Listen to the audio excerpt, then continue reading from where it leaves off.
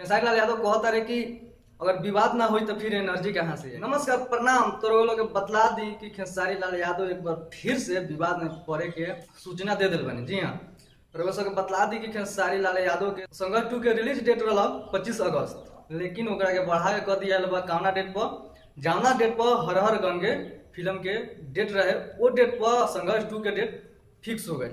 और वो सब बतला दी कि कुछ यूट्यूबर लोग खेसारी लाल यादव से पूछलक लोग कि भैया अगर दोनों फिल्म एक साथ आवा तब फिर विवाद होके के चांस रही। तो वो सब बतला दी कि खेसारी लाल यादव के जवाब का होने से मिलल। खेसारी लाल यादव कहता रहे कि अगर विवाद ना हुई तो फिर एनर्जी कहाँ से आई, एनर्जी वो विवाद से ही आवेला। तो वो लोग सोच सकता नहीं का खेसारी लाल यादव चाहता नहीं कि फिर से विवाद हो को पावर स्टार पवन सिंह और खेसारी लाल यादव में फिर से विवाद हो को खेसारी लाल यादव कन्फर्म कह दिल बनी कि विवाद भेला से शरीर में एनर्जी रहला और काम करे के मन करेला। तो लोग सब सोच सकता नहीं कि एनर्जी जो रहला सिर्फ खेसारी लाल यादव के ही रहला विवाद से, काहे कि विवाद से अगर केहू चलला तो वो शख्स खेसारी लाल यादव बारे, विवाद से पावर स्टार पवन सिंह ना चलेलन। ठीक बा।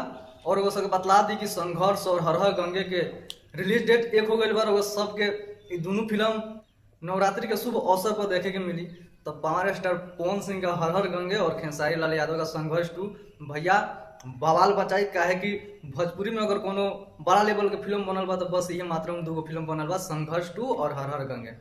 संघर्ष 2 देश के ऊपर बनल बा और रघुसक बता दी कि हर हर गंगे संस्कृति अपने इंडिया के कल्चर देखकर हर हर गंगे फिल्म बनल बा। कि तो रघु सब प्यार से बात पावर स्टार पवन भैया का जरूर दें और रघु सब कमेंट में जरूर बतलाएं कि रघु सब कौना एक्टर के फिल्म देखे पहले जाए, कमेंट करके जरूर बतलाएं। मिलते हैं अगला वीडियो में, तब तक नमस्कार, हर हर महादेव।